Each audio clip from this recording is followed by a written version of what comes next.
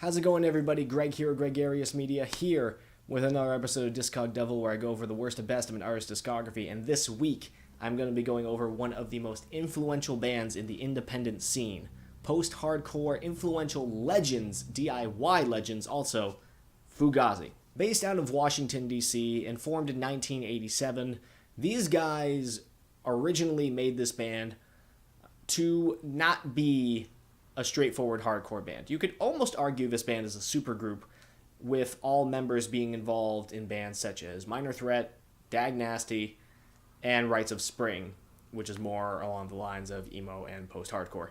But every member is significant to the punk and independent music scene already. Forming together, they came to make a sound that was much more experimental in nature. Ian, in an interview, saying that he wanted a band that was along the lines of the Stooges mixed with some dub and reggae. And Fugazi are no stranger to experimenting with dub and reggae, as well as also funk, noise, psychedelic. They do have a little bit of some straight-up hardcore, but usually in a more experimental tinge. They are one of those bands that have a very distinct sound, but every album is tweaking that sound in a way to make it fresh every single time. They've performed over 1,000 shows during their span of 1987 all the way to 2002, and while their later portion of the career, they did play far less shows because at that point, most members had families. I think during the tour for The Argument, they only played around 30 to 40 shows. Early on, they played well over 100 and even well over 200 shows for certain albums, and while that's certainly, taxing, it definitely got their marketing across. It was definitely D.I.Y. They also recorded a lot of these live shows and released a lot of them online on their website at a pay-your-own-price download. And mind you, it's not 750 songs, 750 bootlegged live shows. That's 750 live albums worth of material at pay your own price. That is insane. No major label would have ever let that happen.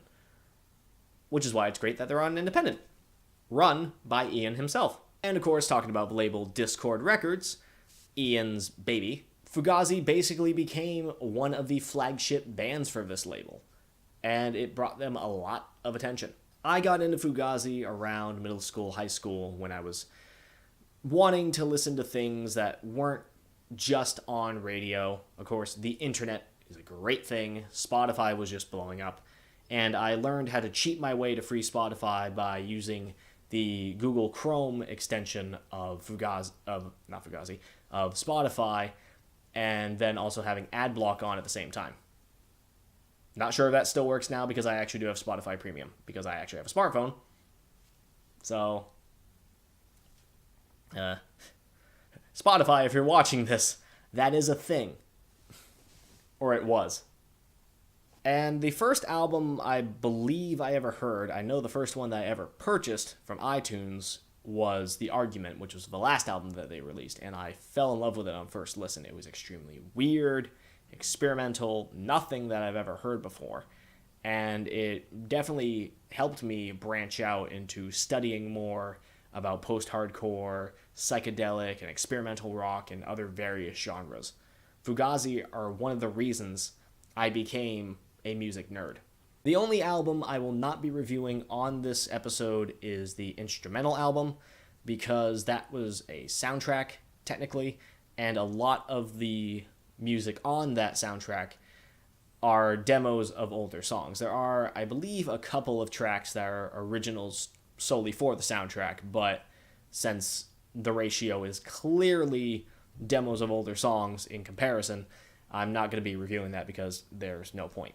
However, I will be reviewing a compilation album, 13 songs, because that, while being of 2 EPs, in which usually I don't review EPs or compilations in this type of format that I do, the reason I'm going to review 13 songs, or at least include it on this list, is because it's Fugazi's highest selling album with 3 million copies sold. 3 million on an independent label. Now that's dope. So without further ado, this is Discog Devil, Fugazi, worst to best albums. Let's go! Now, speaking of 13 songs, it is at the bottom of my list. The reason I have 13 songs at the bottom of my list is not because it's a bad album. If anything, I enjoy every single Fugazi album, with the exception of instrumental being just mostly old demos. But this album in particular, I think, is a great start for Fugazi. But I like later albums because of the experimentation that they would do with this sound. But for what it is, being 2 EPs of pretty straightforward post-hardcore with a little bit of weird rhythms thrown in here and there, I think it's a really solid release. Tracks like Waiting Room, Bad Mouth, Lockdown are super solid, straightforward post-hardcore tunes with really great melodies, great energy, and yeah, they're just great. I guess there's not really much I can say on this album from any real historical context or any other enjoyment context, because there's not really any bad track off this album. I think that some songs aren't quite as memorable when comparing to the remainder of the discography and other songs that would come after this album. But really, I would still recommend checking out 13 Songs. It is their most popular album, being, a compilation of 2 EPs, but also sold 3 million copies. And for good reason. Next on this list, we have Steady Diet of Nothing. Steady Diet of Nothing was the first album to be produced by Fugazi solely. And this was after they had just done an extremely extensive tour for Repeater. I believe this was one of those instances where they did about 200 shows. And they were pretty burned out, and they were obviously stressed because this is the first album that they produced solely themselves. Essentially, the band themselves do not find this to be their favorite project, and probably more than just for songwriting purposes, but also the process to getting it made. But it is cited as a lot of fans as their favorite album. I'm not one of them. But again, it's not for this album being bad or anything, but I find this album not nearly as interesting as others. And a lot of critics can even say that the production is dry. And that's because the way that the production was held for this album was the band didn't really want to step on each other's toes. They basically had as I think Ian or Guy called it, a democratic mix. So this actually does give the rhythm section a lot of area to shine because the drums and bass are higher in the mix here, and which I do enjoy that. Although some songs do hinder from the overall just dry and kind of flat mix. It does take away from some punch. And the songwriting on here, again, I don't think is as experimental as Fugazi would approach on later albums. This is their technically second studio album following up Repeater, and I don't think the songwriting, while it's still great at moments, I don't think it did enough to really stand out. But there's definitely enough to really appreciate here. Exit Only, as the intro, has a really weird, quirky nature to it. Reclamation has this really eerie atmosphere to it. The punchiness of Nice New Outfit being a very straightforward, kind of punk-sounding song was really nice. The dub-influenced rhythm section of Latin Roots was a really nice touch. The lyrical politics of Dear Justice Letter and the energy of the closer Kyo, they're really good standouts for those reasons. But outside of that, I think the songwriting is good, but it's not great. Stacks, I think, is a little bit too repetitive, and I understand that lyrically that's the intention, is supposed to be repetitive, but that doesn't make it more enjoyable, or at least not for me. Long Division is a really nice melodic tune that is just way too fucking short, and the remaining tracks are pretty standard when it comes to Fugazi's overall catalog. So this album is still good, but I don't think it's great. This is my dog Penny. She is actually here with me when I'm recording this video. End Hits is a very experimental album that was rumored to be Fugazi's final album. And because obviously, with a title like End Hits, I can see why that was a thing. But the origin of the title was an inside joke because of the ending drum hits at the end of the album. And after such a major tour, once again, for their album Red Medicine, they decided to take a little bit of a break and really focus on the songwriting and just mess around with stuff in the studio, including mic placement, electronic drums, and synthesizers. I would say compared to Red Medicine, there are some really great hardcore energy moments, but there are some moments where the experimentation sort of falls flat. And I'm not referring to the mix this time. Some experiments I think pay off really well, such as the opening break, recap Mododi, and closed captioned, I think are great examples of experimentation with their post-hardcore sound. But other songs, and these ones I think, if I read correctly, are the ones that are usually commented on by most critics. Floating Boy, which does have some kind of cool riffs in the song, and Pink Frosty aren't really as strong. I know that they're supposed to be slower and a bit more atmospheric in nature, but they're much longer, I think, than they need to be. They're both over 5 minutes. The more straightforward songs, in fact, actually like Place Position, Five Corporations, and Foreman's Dog, I think have a lot more punch to them, and especially Five Corporations, which, fun fact, POS, a rapper who I've actually covered on a previous episode of Discog Devil, sampled this for his song Savian Glover. And it is fucking dope. Some of the songs on here have some of the hardest riffs and some of the catchiest choruses and melodies that they've had so far. But overall, this album is a really solid album with a few missteps in their experimental process. But it's really cool to see still that even this late into their career, this is technically their 5th studio album, that they still are willing to experiment so much and still come out with an album that, while it does have some missteps, still has a lot of solid content. Next on this list, we have In on the Kill Taker. This was originally supposed to be just an EP recorded with Steve Albini, who is a legend in the underground punk and alternative music scene, but was re-recorded with go-to engineer Don Zientara, I apologize for if I mispronounce your name, and Ted Nicely, who Fugazi have also worked with before as a producer. The resulting album ends up being a lot more hardcore. It ends up being much more aggressive than Steady Diet, and the mix is much more lively, so the songs have a lot more punch to them. From the opening, pretty much almost hardcore song, Facet Squared, which lyrically is about flags being an ironic symbol that divides people when it's supposed to unify us, to the moody closer of Last Chance for a Slow Dance, which I'm guessing is about suicide? Or at least some level of very depressing, contemplation. This album is loaded with really interesting qualities all throughout. You have song like 23 Beats Off, which title-wise is a reference to 2 Beats Off, I believe, Repeater, but has these really weird syncopated time signatures throughout the song.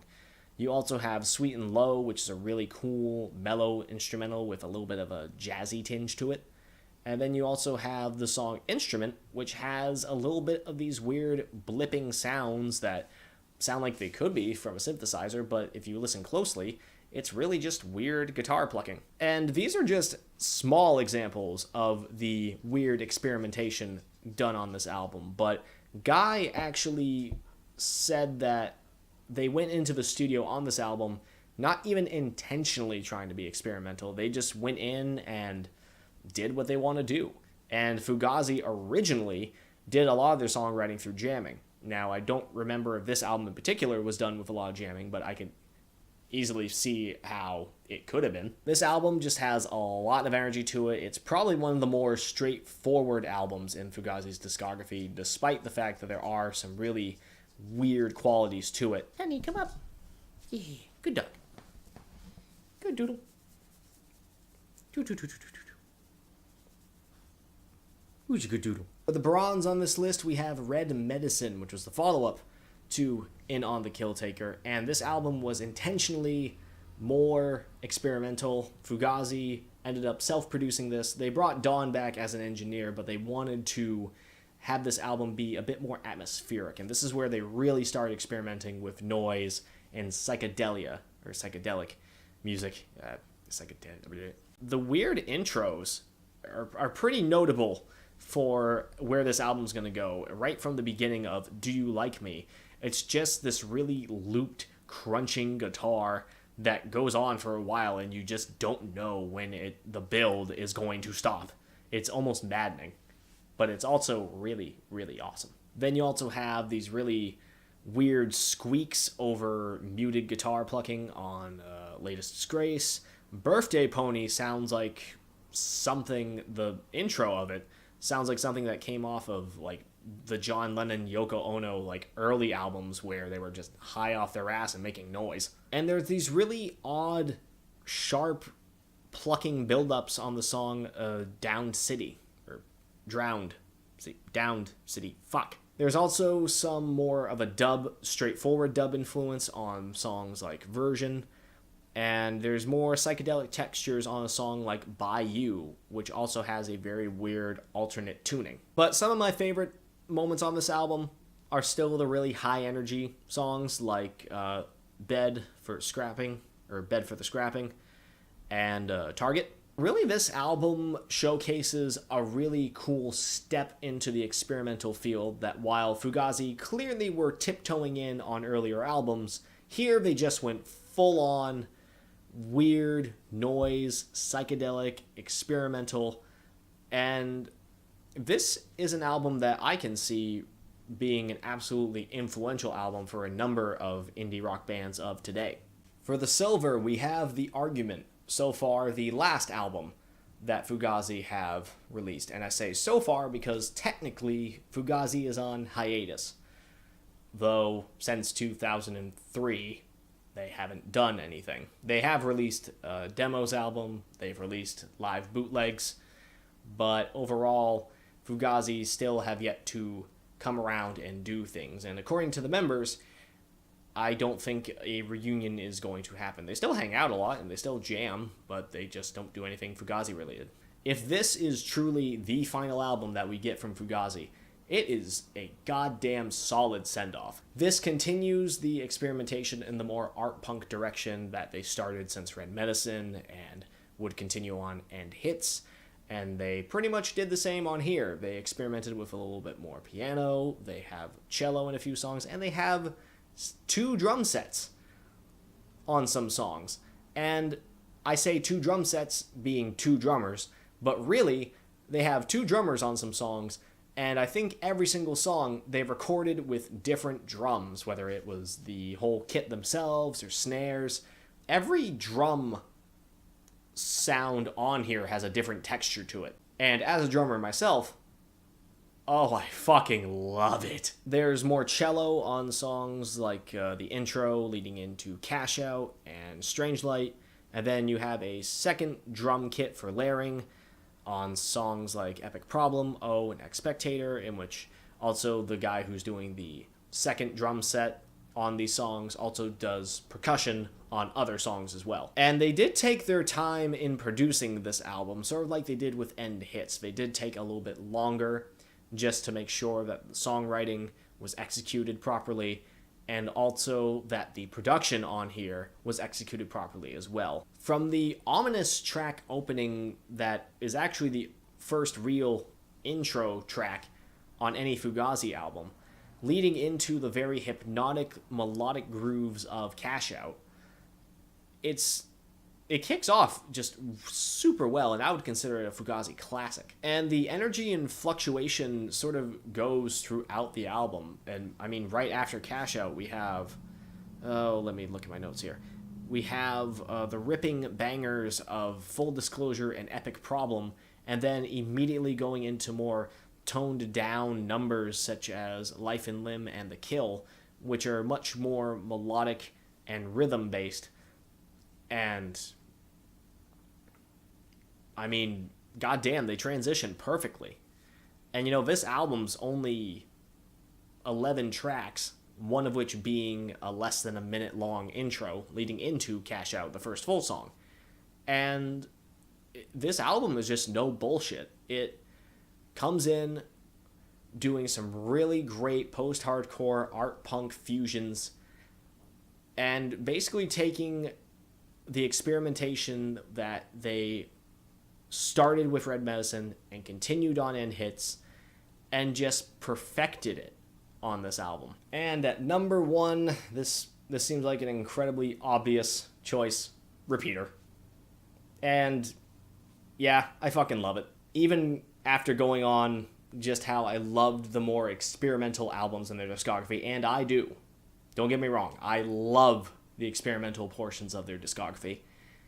But Repeater is an influential classic that basically took what was a pretty simple but good formula from the 13 songs compilation and basically just started experimenting with rhythms and different distortions and melodic sort of portions in the songwriting. And for 11 songs, it is again one of those no bullshit, straightforward and yet still complex, mature albums that still to the test of time sounds just as fresh as ever. And you can hear, in comparison to this album, all the other bands that were influenced by this album. I mean, it's hard to cite just all the songs on here that are great. I mean, you have some songs that have a bit more of a hardcore edge, a bit more energy on this project overall, which gives songs like Merchandise and Styrofoam a much more immediate punch. Then you also have slower moments like Blueprint and Shut the Door that still hit hard despite the slower tempo. I am terrible with describing why I enjoy these albums so much, but this album basically just took what was a good formula and just amped it up with more complexity, more dissonance, and just more chaotic structures and sounds, and I love it. This is technically their debut, since 13 Songs was a compilation of the first 2 EPs. So by that, I could say this is one of the best debuts I have ever heard in music history. And if you listen to it, I guarantee you'll agree. That will be it for this episode of Discog Devil. I hope you guys enjoyed. Leave a comment in the comment section below telling me what your favorite Fugazi albums are from worst to best. And also like, comment, subscribe. You know the YouTube shtick. I'll also have a Spotify playlist down below giving you guys the key 3 tracks from each album, in my opinion, that you guys should listen to as a sampler. And also, my social media links are also down there too. Instagram and Twitter. My name's Gregarious Media. Thank you guys for watching another episode of Discog Devil. See you then.